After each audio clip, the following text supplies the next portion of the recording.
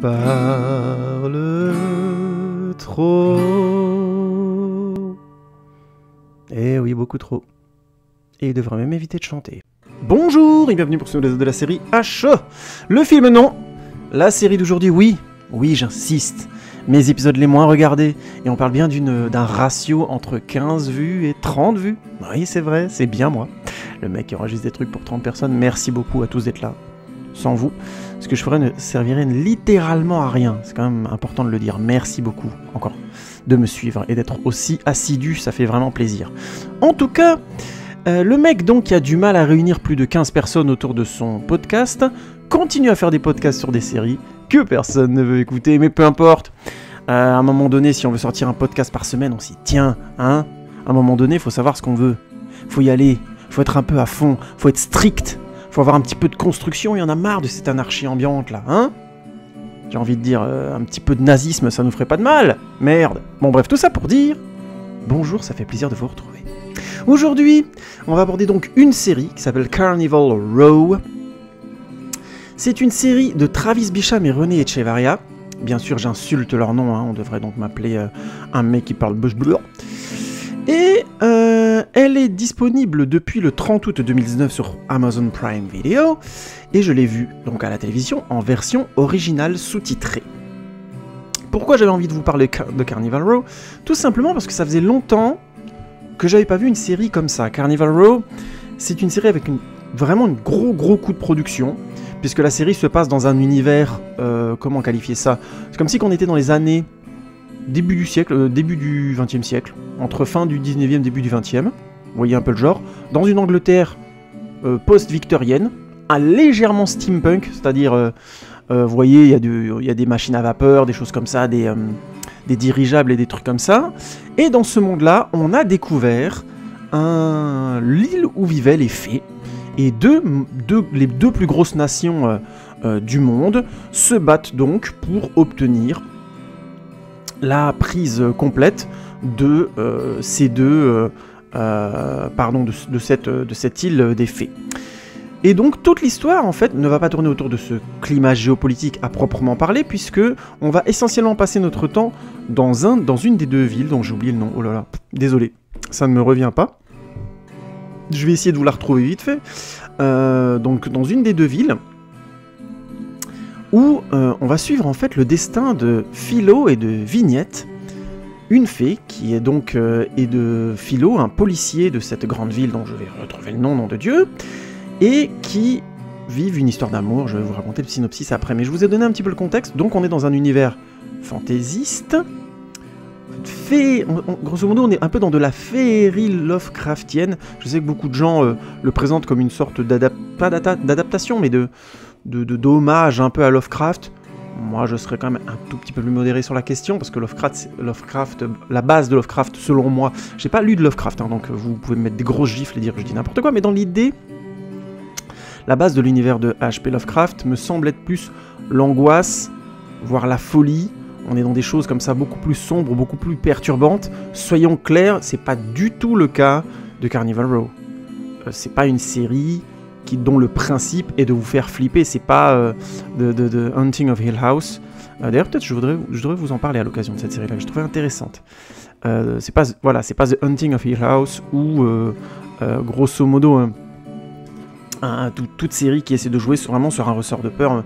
Je dis n'importe quoi, mais genre Stranger Things. C'est-à-dire vraiment Carnival Row, pour moi, c'est pas une série qui fait peur. C'est vraiment, et on sent très vite que c'est pas son objet. Elle essaie de créer des choses, on va dire, quelque part à la frontière du gore et du dérangeant, mais il me semble pas que ce soit l'axe principal de la série, et il me semble pas du tout non plus que c'est ce qui fait que la série fonctionne bien en soi ou pas. Je vais revenir là-dessus après. Donc Carnival Row, c'est une très grosse production. Il faut recréer une Angleterre victorienne steampunk, beaucoup de décors. Oui, et dans cet univers-là, je ne l'ai pas assez pointé, il y a des fées, mais il y a aussi des faunes. Ils ont des noms un peu particuliers qui s'appellent des pucs. Vous savez, les faunes, c'est les hommes avec les pattes de cheval, si je dis pas de bêtises, ou de sanglier.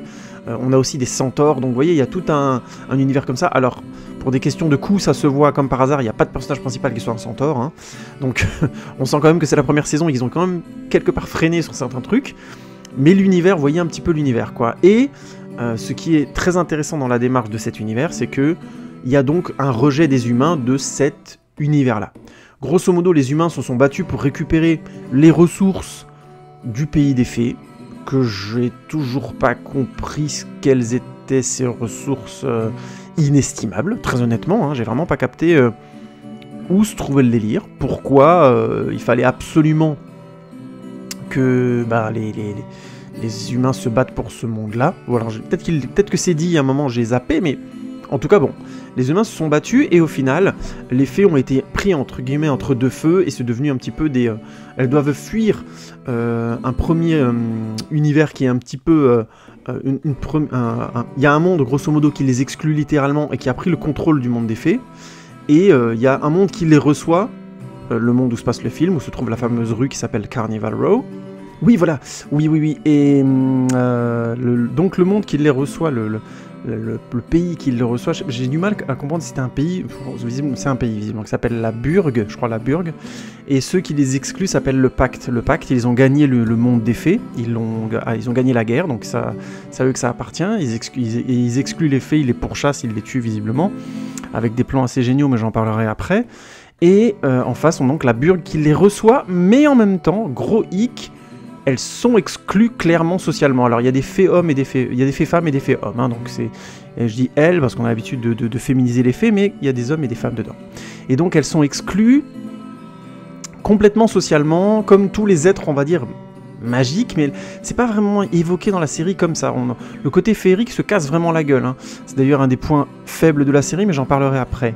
Et de facto, donc tous les gens qui sont pas humains, donc, comme je le disais avant, les pucs, donc les faunes, les centaures et tout ça, je crois qu'on les appelle les Krix, ou je sais plus exactement comment ils disent en anglais, et grosso modo, ils sont exclus de la vie sociale complètement. Donc voilà, ils ont leur rue à eux, c'est mal vu évidemment de commercer avec eux, de leur parler, évidemment d'avoir des relations sexuelles avec eux, c'est vu comme très très laid, et il y a une des histoires du film qui à cet endroit-là est vachement bien, parce que je trouve que l'idée est très très bonne, je spoilerai pas, mais je reviendrai dessus après. Donc avant de parler un peu plus avant de l'univers, c'est juste pour vous situer un peu l'univers et pour vous dire que Carnival Row est une série qui a visiblement coûté très très cher, et qui est une des très grosses productions de Amazon Prime de ce début d'année, puisque la série est sortie pile au moment de la rentrée, le 30 août, donc juste avant le 1er septembre. C'est incroyable, mon intelligence de déduction, oui je sais, je sais même que le calendrier va de janvier jusqu'à décembre, je peux vous raconter, après janvier il y a février, mars, avril, enfin bon, si vous voulez que je vous en raconte plus, vous n'hésitez pas à m'envoyer un message en MP, je vous expliquerai comment fonctionne le calendrier, les tours, les dates, bon bref, tout ça pour dire que les créateurs de la série sont donc Travis Beacham et René Echevarria. Alors Travis Beacham, c'est un mec qui a commencé à taffer notamment qui a fait quelques scénarios de films, notamment du formidable La colère des titans, le remake de 2010, donc autant dire que c'était pas un super départ. Il a écrit ensuite l'histoire et le scénario de Pacific Rim, qui de mon point de vue n'est pas le point fort du film, donc je ne vais pas non plus lui mettre un point positif pour ça. Et ensuite il a bossé sur d'autres trucs, il a fait non en fait il a pas bossé sur Pacific Rim Uprising, c'était basé sur son travail, en fait son scénar, et donc il a fait Carnival Row. Donc je ne le connais pas bien, mais d'a priori son taf me plaît pas des masses. Par contre René Echevarria c'est toute une autre sauce. René Echevarria a commencé il y a longtemps, ça je me prends déjà pour ce que je ne suis pas, puisque j'étais déjà né à l'époque, et oui, je suis antédiluvien. Donc il a commencé à taffer sur Star Trek The Next Generation, la série télé avec Picard, bien sûr. Je dis ça parce que bientôt il y a une série qui s'appelle Picard qui va sortir, et oui, si vous ne le saviez pas, avec notre copain Patrick Stewart qui reprend le rôle dans la série, c'est assez incroyable. Pour tous les fans, il y a des très très grands fans de ces Star Trek là, et pas du tout des premiers avec Spock et toute la bande, qui préfèrent largement Luke Picard, interprété donc par Patrick Stewart, rôle qu'il l'a fait vraiment connaître, hein, Patrick Stewart au niveau international, et qu'il a beaucoup joué dans des films, dans des séries, machin, blabla. Et donc René Echevarria était producteur exécutif notamment, il était au montage de l'histoire aussi sur cette série, et il a écrit pas mal d'épisodes, voire la quasi-totalité, si je ne dis pas de bêtises, où il y a au moins participé. Il a ensuite participé à Star Trek Deep Space Nine aussi, de 94 à 99, donc il a vraiment bossé sur Star Trek pendant longtemps, jusqu'à quasiment début de l'année 2000. Il a ensuite fait une série qui s'appelait Now and Again, que moi j'avais beaucoup aimé, Je ne sais plus comment ils avaient appelé ça en France, mais l'idée c'était que dans le premier épisode, John Goodman est un mec tout à fait normal qui se fait renverser par un train ou un métro, une rame de métro, et il se réveille dans le corps d'un homme parfait, et en fait son cerveau est utilisé dans le corps d'un super agent en fait. Et tout le truc de la série, c'est que il veut reprendre contact avec sa femme, sa fille, parce qu'il est officiellement mort, mais il peut pas, il a pas le droit, il est surveillé, et d'ailleurs on lui a donné comme surnom Monsieur Newman.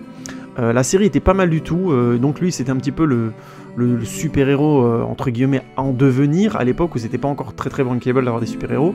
Série que j'avais trouvé vachement intéressante, mais qu'ils avaient arrêté au bout d'une saison, si je dis pas de bêtises, il n'y avait pas beaucoup d'épisodes. Bref, faudrait que je retrouve le titre à l'occasion. Now and Again, et en français ça s'appelait... Bah là je sais plus, je vais dire des bêtises. Il a aussi bossé sur la très intéressante série... je crois que c'était Michael Crichton ou Michael Bay, je ne sais plus, Dark Angel, qui était pas mal du tout, qui a fait connaître Jessica Alba, et qui était une série intéressante sur, grosso modo, un univers où des enfants ont été éduqués pour devenir des sortes de machines à tuer, et on leur filait des drogues, ils sont devenus super forts. Et toute la série tournait autour du personnage de Jessica Alba, qui redécouvrait petit à petit, non, pas qui redécouvrait, ou plutôt si, je sais plus, son passé. Il y avait d'ailleurs Michael Weatherly, lui qui va jouer ensuite l'agent Dinozzo et qui va devenir très célèbre grâce à ça dans NCIS, et qui s'est fait connaître dernièrement parce que dans sa dernière série, je sais plus comment elle s'appelle, Bully, ou je sais plus comment elle s'appelle, il joue le rôle principal et il aurait fait des avances assez graveleuses à une femme, il s'est bouffé MeToo dans la gueule. Bref, peu importe, je ferme la parenthèse. En tout cas, Dark Angel, c'est une série pas mal du tout parce que tout en étant une série des années 2000, donc basée sur l'idée de, grosso modo, avoir, vous voyez, un côté feuilletonesque très très fort. Je vous ai déjà expliqué dans d'autres podcasts la différence entre le feuilleton et la série à proprement parler. Dark Angel avait quand même une résolution de son intrigue et avançait malgré tout. L'idée, c'était pas de tourner en rond pendant des années sur le même principe de la série. C'était une série qui finissait de manière assez surprenante, puisque dans ce futur un peu désenchanté, au final, la race, grosso modo, que formaient ces jeunes enfants qui avaient été drogués et surdéveloppés, qui étaient devenus des sortes de super-héros, fondaient plus ou moins, oui je vous spoil la fin, c'est pas grave, c'est pas non plus une série à regarder absolument, fondaient plus ou moins leur état en dissidence des États-Unis. C'était assez passionnant comme idée, même si la série était pleine de défauts. Enfin, si vous la regardez maintenant, vous allez beaucoup rire. C'était le fameux coup du premier épisode où on a un plan effets spéciaux assez pourrave, où elle utilise ses super pouvoirs, et après dans les autres épisodes, on n'a plus que des effets tout pourris pour rendre le fait qu'elle est si forte que ça. Il a aussi bossé ensuite sur la série Les 4400, qui a eu son petit succès entre 2004 et 2007.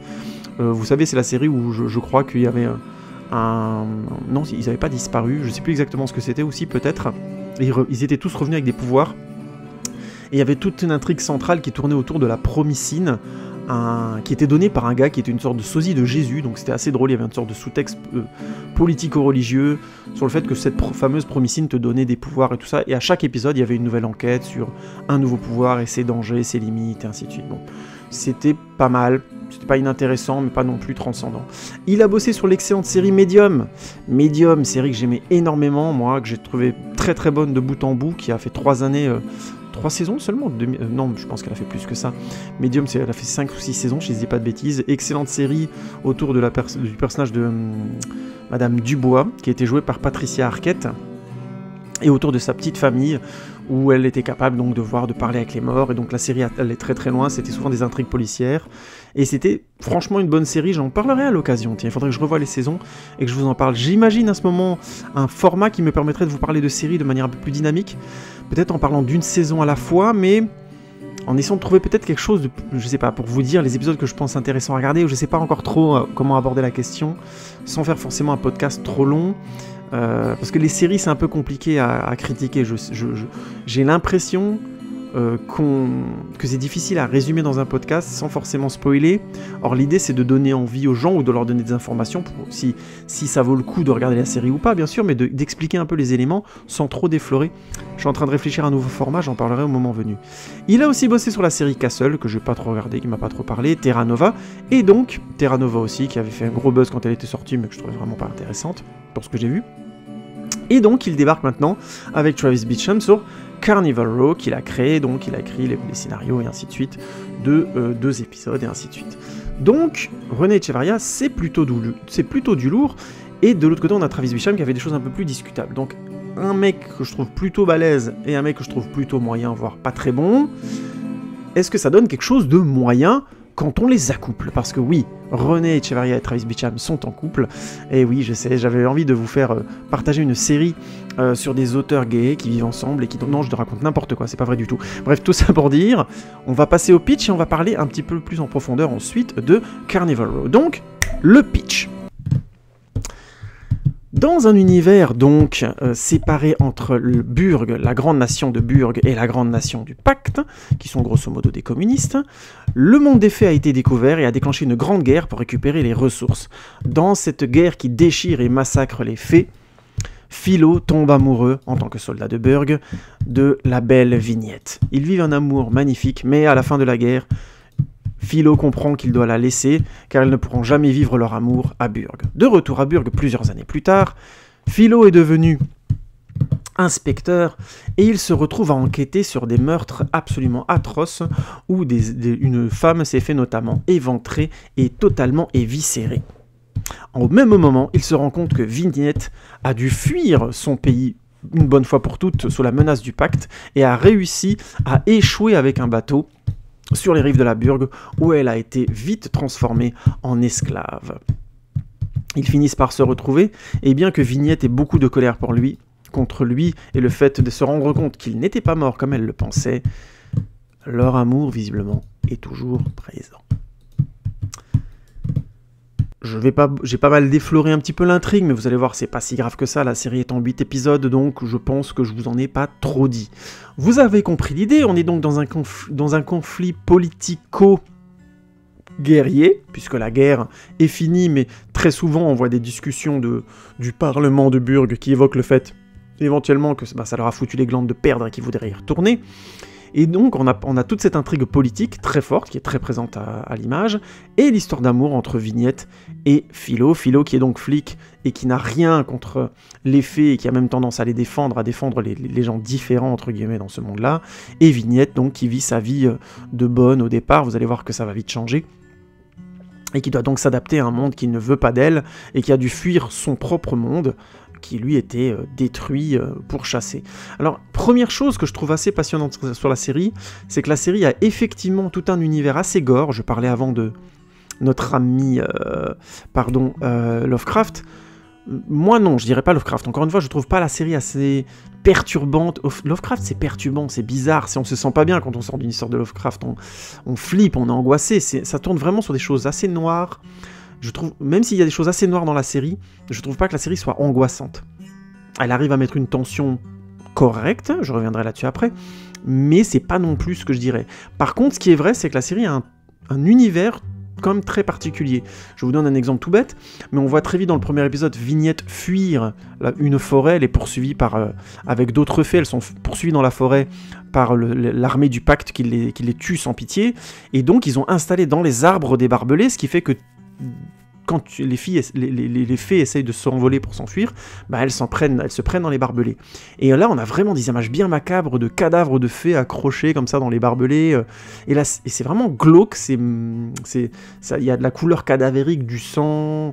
Ça sent la merde. Vous voyez ce que je veux dire? C'est vraiment sale. C'est un univers qui n'a rien de féerique.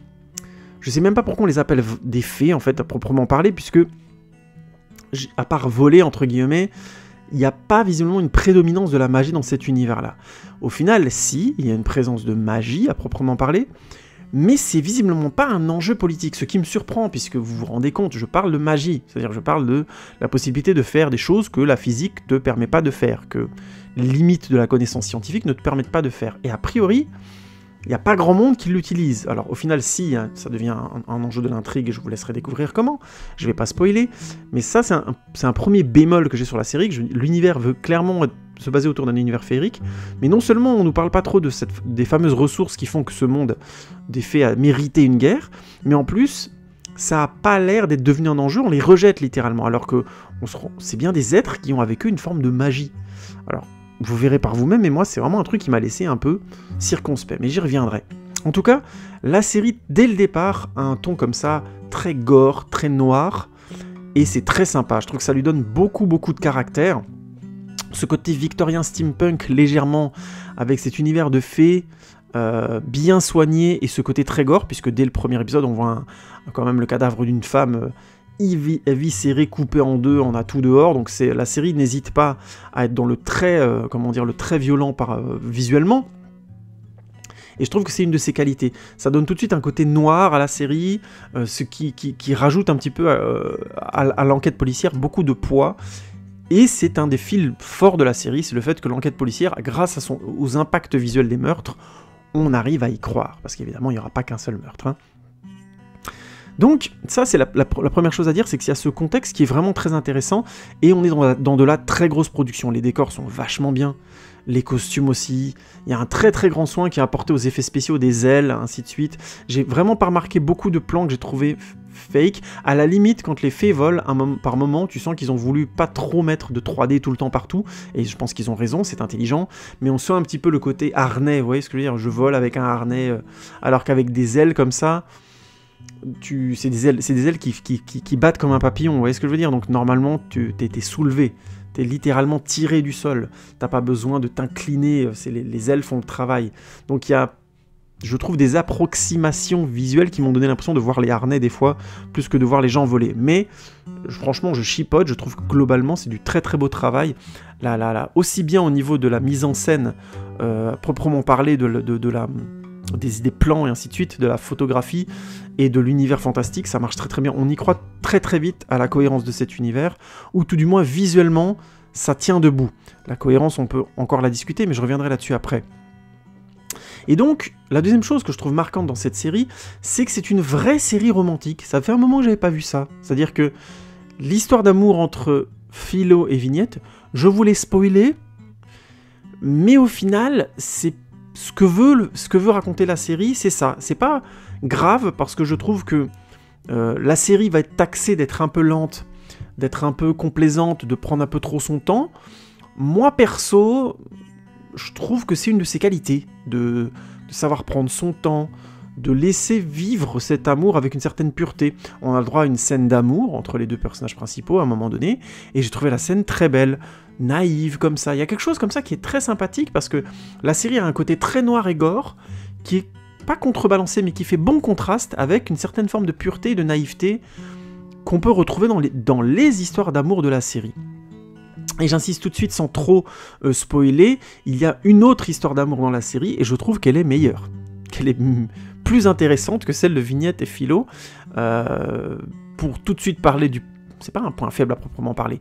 Dans le casting de la série, on a donc dans le rôle de Philo Orlando Bloom, et dans le rôle de Vignette, Cara Delevingne, qui sont actuellement des acteurs...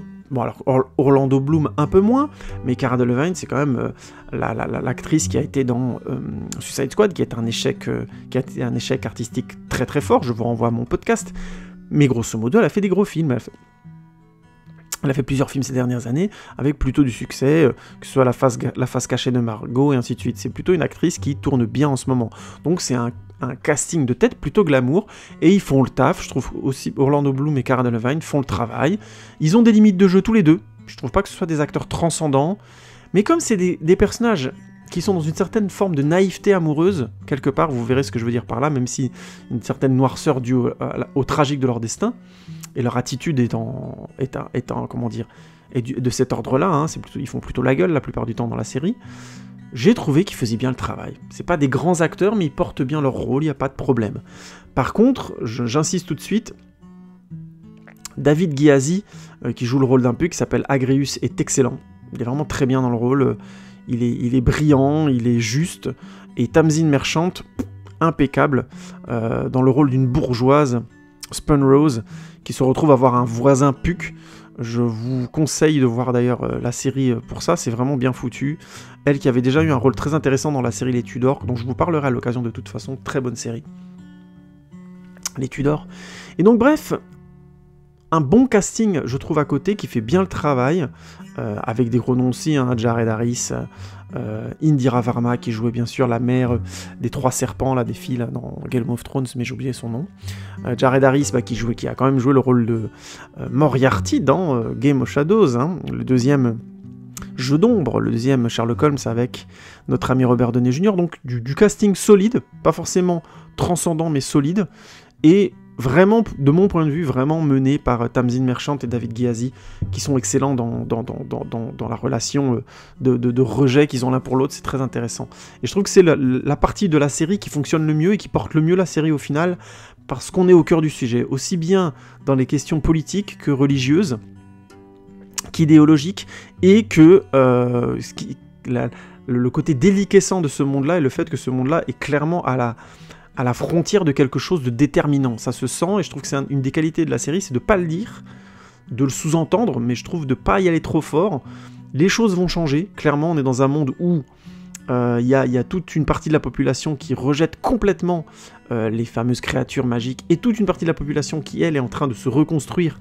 Cette fameuse rue Carnival Row est la rue, par définition, le coin où vivent toutes les personnes, entre guillemets, magiques, les fées, les faunes, les centaures, et le nom de la série sous-entend que là va naître quelque chose de très important, évidemment avec Philo et Vignette au centre, hein. On sent vraiment que ça va être très romantique tout ça, et je trouve que c'est une bonne chose d'ailleurs, mais c'est clairement l'histoire entre le personnage de Tamzin Merchant et de David Gyasi, Imogen et Agrias, qu'on sent que l'histoire va, par définition, faire naître quelque chose d'original. Sans compter que pour eux, on peut avoir peur, on peut s'inquiéter, parce qu'en parallèle, Philo et Vignette, on se doute qu'ils vont traverser la série. Il y a peu de surprises à cet endroit-là, en tout cas dans cette première saison. La qualité de la série ne vient pas de ses capacités de surprise au scénario, pour parler du scénario Clément, elle vient essentiellement de la qualité de son univers, et du fait que elle assume complètement le côté romantique de la série. Ça fait longtemps que j'avais pas vu une série vraiment romantique.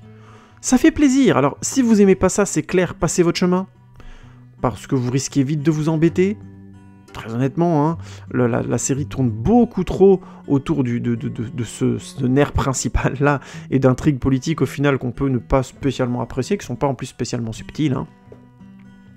Mais on débouche quand même, je trouve, sur une histoire qui tient debout, les personnages sont solides, et du coup, leurs réactions et leurs différentes interactions fonctionnent bien. La limite, c'est que pour 8 épisodes, la série, finalement, va pas très vite. Je dirais même qu'elle est assez lente, même avec un épisode flashback, hein, vous verrez par vous-même. Donc, on peut pas dire que ce soit une série qui va, à mon avis, faire l'unanimité et qui va attirer le grand public. Nonobstant, j'aime l'idée qu'une série avec une aussi grosse production ait fait ce choix sciemment d'avoir un rythme comme ça, un peu lent, et de donner complètement la place à ce qu'il voulait au départ, c'est-à-dire une intrigue d'abord romantique et amoureuse. Et je trouve que c'est bien écrit, c'est compliqué, c'est plutôt bien fait, notamment avec le personnage de Portia, qui est grosso modo la compagne de Philo à la Burgue, et vous verrez que le retournement final de cette histoire-là, je trouve, est très très juste. Pas très, comment dire, plutôt triste, mais très très juste, vous verrez. Je vous spoile pas. L'autre point sur lequel je voulais revenir aussi sur cette série, c'est grosso modo, c'est un peu un point négatif, c'est ce que je disais avant, c'est le film prend beaucoup de place pour l'intrigue politique, au détriment un petit peu de l'enquête policière et au détriment d'un petit peu de l'intrigue amoureuse. Et même s'ils ont essayé au cœur de l'intrigue politique de mettre de l'intrigue amoureuse et que c'est plutôt bien écrit, hein, c'est pas non plus mal écrit, je trouve que c'est pas transcendant, c'est pas très original. Donc on comprend hein, où la série va en venir, elle suit toujours son thème, qui est que l'exclusion ne va pas pouvoir durer et qu'à un moment donné ce monde va devoir changer, mais qu'il va y avoir avant ça une grosse période de noirceur et que la série veut raconter ça. Nonobstant, j'aurais clairement préféré que la série fasse un pas en retrait par rapport à ça et choisisse plutôt de suivre ces histoires d'amour et d'être au final une série autour de ça. D'avoir un degré de plus d'assumer ça. J'aimerais moi personnellement pour la saison 2, qui est déjà prévue, qu'ils aillent dans ces directions-là parce que je pense que ça aurait plus de qualité. Et que ça affirmerait une bonne fois pour toutes l'originalité de cette série. Parce qu'elle n'est pas forcément... à part son univers, c'est pas une série qui est originale sur son intrigue de base. Donc, j'ai pas forcément grand chose à dire sur Carnival Row, à part ça, globalement, et je vais déjà entamer ma conclusion, oui, je sais, je vous fais court cette semaine, je peux pas faire des podcasts de 3 heures, vous avez envie que je vous parle, vous avez envie d'écouter ma voix chaude et suave, vous susurrer à l'oreille des choses terribles et très intéressantes sur des films, des choses aussi sexy que scénario, photographie... Oh, c'est trop, arrête. Enfin, on s'est compris, je peux pas parler 3 heures de tout, donc désolé, mais on va déjà entamer la conclusion de Carnival Row. Alors, est-ce que je conseille Carnival Row? Oui. Oui. Si. Donc en fait, tu veux dire non. Mais j'ai dit oui, c'est tout. Je dis oui si je veux. Bon, je dis oui si, par contre, on est prêt à regarder une série romantique où l'amour est au final le sujet principal. Je tiens à le dire. Bien sûr qu'il y a des thèmes comme l'exclusion, le racisme, la xénophobie, tout ça, bon, pas de souci. Et la série le traite plutôt bien globalement, puisqu'on est vraiment dans une Angleterre victorienne, donc c'est sale, il y a de la violence policière, de la violence politique. La série étant, oui aussi quand même, je ne l'ai pas assez affirmé, très olé olé, hein, on voit de la donzelle à poil relativement régulièrement. Donc c'est quand même pas non plus à mettre devant tous les yeux. Et en plus, c'est vraiment gore et sombre par moments, la série n'hésitant pas à aller vers les effets spéciaux, et vers comme je dis, on voit des personnages éviscérés, ça va quand même frontalement vers le gore. Après, j'insiste vraiment, si c'est un univers Lovecraftien que vous attendez, vous risquez d'être déçu. À part quelques visuels qui font référence, la série est d'abord une histoire féerique noire, avec du gore dedans. C'est pas perturbant du tout, Carnival Row, et si ça se veut perturbant, ça a complètement raté son effet. C'est d'abord une série romantique, plutôt belle, avec un fond noir et de bons effets spéciaux, avec des personnages plutôt bien écrits, mais pas non plus des interprétations incroyables. Que les choses soient claires. On n'a pas un casting comme Lena Headey, je sais pas, qu'est-ce que je pourrais donner d'autre, l'acteur qui joue Littlefinger, enfin, c'est pas le casting de Game of Thrones. Hein. Faut pas non plus me faire dire ce que j'ai pas dit. C'est bien écrit, c'est bien, mais c'est pas non plus aussi bien écrit, aussi fort que les premières saisons de Game of Thrones. Ça reste une série correcte. J'avais envie d'en parler parce que j'ai trouvé qu'elle est assez originale pour... Encore une fois, j'ai envie de vous donner envie de voir des choses singulières. C'est assez singulier pour être regardé. Après, il faut garder deux choses en tête. Un, c'est ça tourne vraiment autour d'une histoire d'amour. Et deux, le rythme, il va un peu cas un cas. C'est pas non plus... c'est pas très intense, faut être clair. Si le côté histoire d'amour ne vous intéresse pas, vous ne prenez pas, je vous dis très très vite, si par exemple, comme beaucoup de gens, vous n'aimez pas Orlando Bloom et Cara Delevingne, ça va être très compliqué, hein. Ou l'un ou l'autre, ça va quand même être très compliqué. Mais moi j'ai envie de dire de tenir le coup rien que pour les personnages de Tamzin Merchant et David Gyasi, donc Agrius et Imogen, et le frère de Imogen, Ezra aussi, qui est très bien, qui est joué par Andrew Glover, que je trouve très bien dans le rôle. Et je trouve que pour le coup, leur relation à eux, leur histoire à tous les trois, c'est très intéressant. C'est vraiment bien foutu, ça finit bien, c'est cohérent. J'ai envie de conseiller la série pour eux. Et au final, la série dure pas longtemps. Je crois qu'elle a 9 ou 10 épisodes, si je dis pas de bêtises. De tête, elle en avait 8. Mais voilà, je me souviens plus très bien. En tout cas, elle a, je trouve, dans le cœur de son histoire, il y a cette intrigue-là qui largement emporte le flambeau d'une série positive, bien plus. Pas forcément formidable, mais bien plus.